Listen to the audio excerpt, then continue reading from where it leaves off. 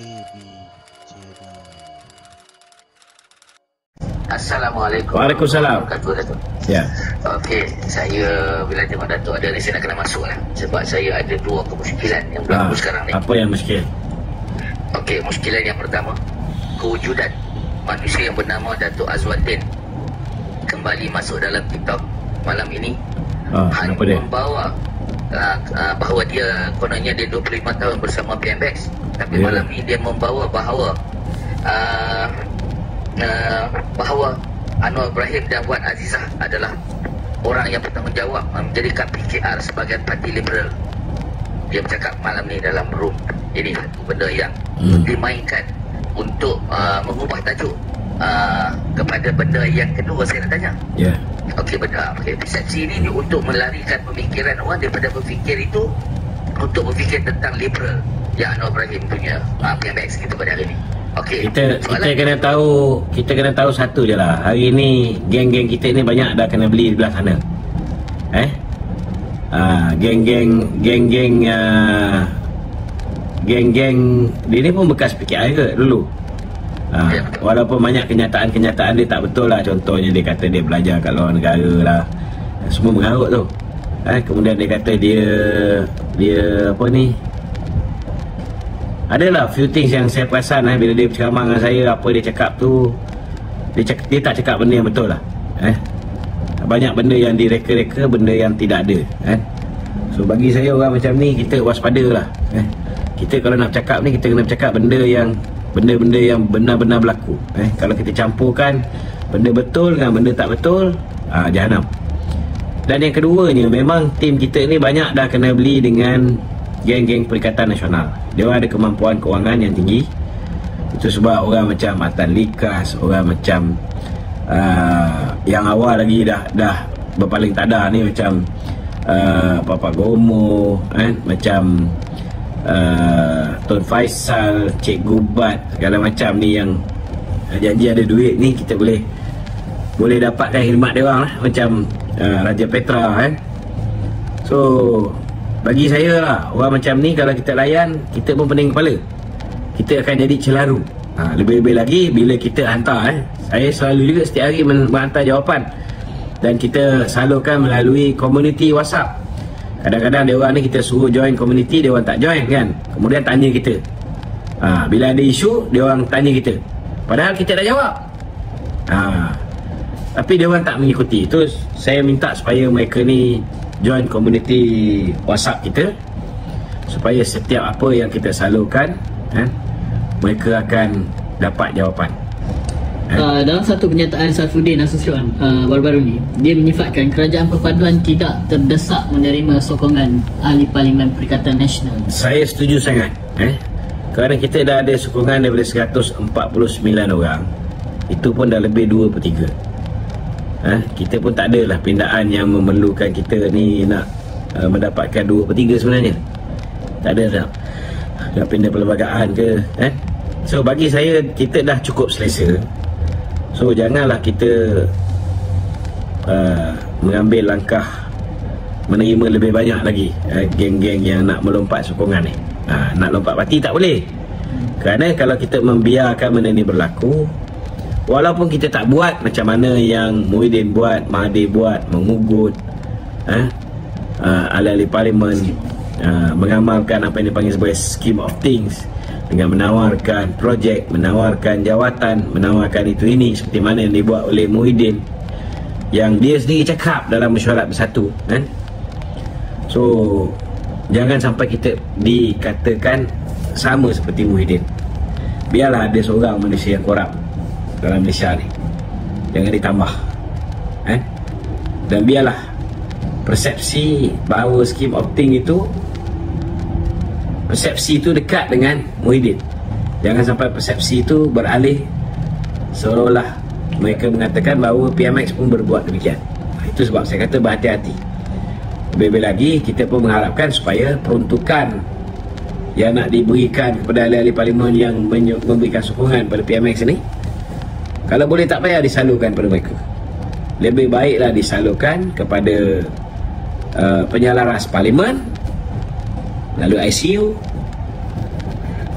melalui jabatan-jabatan kerajaan negeri, macam-macam. Yang penting jangan sampai benda tu, duit itu digunakan untuk mengukuhkan kedudukan mereka supaya mereka lebih tegak untuk menentang kita dalam pilihan raya yang akan datang. Tak bagus. Dalam pernyataan Ahmad Maslan ini kan, Ahmad Maslan dia menafikan sekeras-kerasnya bahawa orang dalam UMNO ni ada yang memujuk ahli-ahli parlimen pembangkang. Kenapa orang UMNO nak pergi memujuk? Untuk menyokong PMX. Saya rasa benda tu hanya hayalan yang dibuat oleh Hamzah Zainuddin dan geng. Sebab dia masih terngiang-ngiang, dia dulu kena ugut sampai dia lompat bersama dengan Latif Ahmad, bersama dengan Tasik Lugu dulu. So dia teringat zaman dia. Cukup lah, tak payahlah masing-masing. Bagi saya setuju sangat dengan pandangan Datuk Seri Saifuddin Nasution. Kita tak pelahap kita tak pelahap untuk, kita tak terlapak untuk menerima mereka-mereka ni.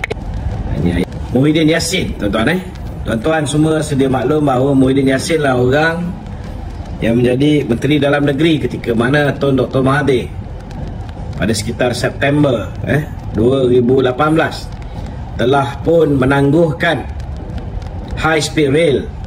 Bukan setakat high speed rail ditangguh, ECRL ditangguh, projek-projek yang ditandatangani zaman pemerintahan Datuk Seri Najib banyak ditangguh, dan akhirnya saudara ianya membawa kepada kerugian.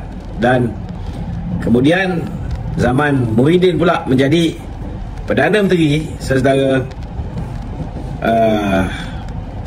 kita lihat kerajaan terpaksa membayar 300 juta ringgit, tuan-tuan, pampasan kerana projek high speed rail yang sepatutnya sudah pun siap lebih awal daripada Indonesia. Hari ini kita amat mendukacitakan, walaupun kita announce awal, kita dah cadang nak buat awal daripada tahun 2013 lagi.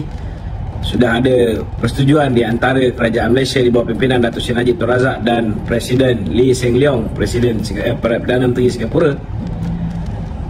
Malangnya tuan-tuan, 2013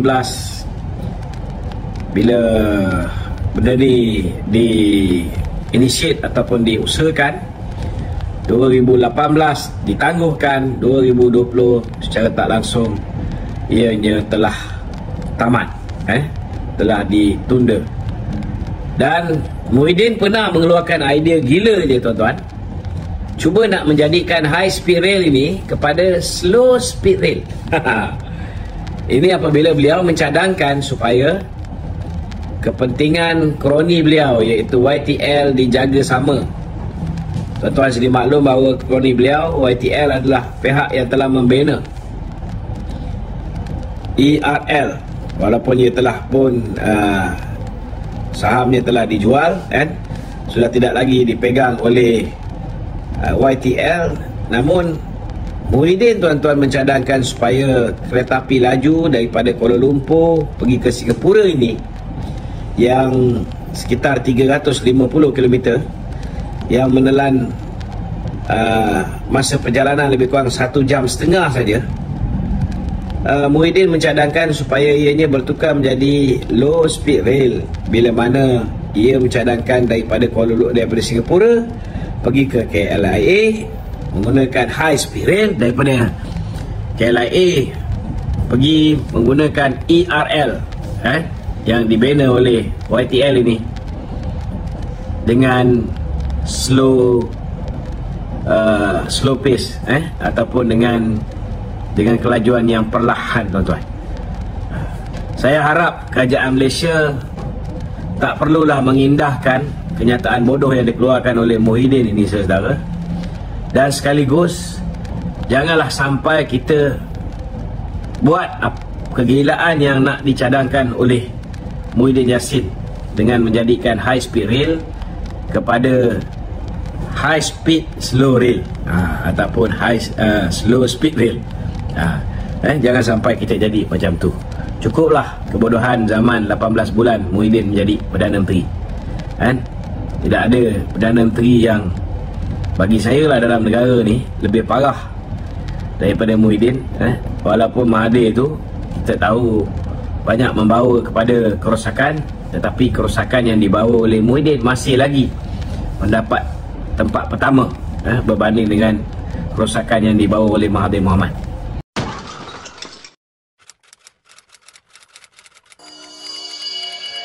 AB Channel.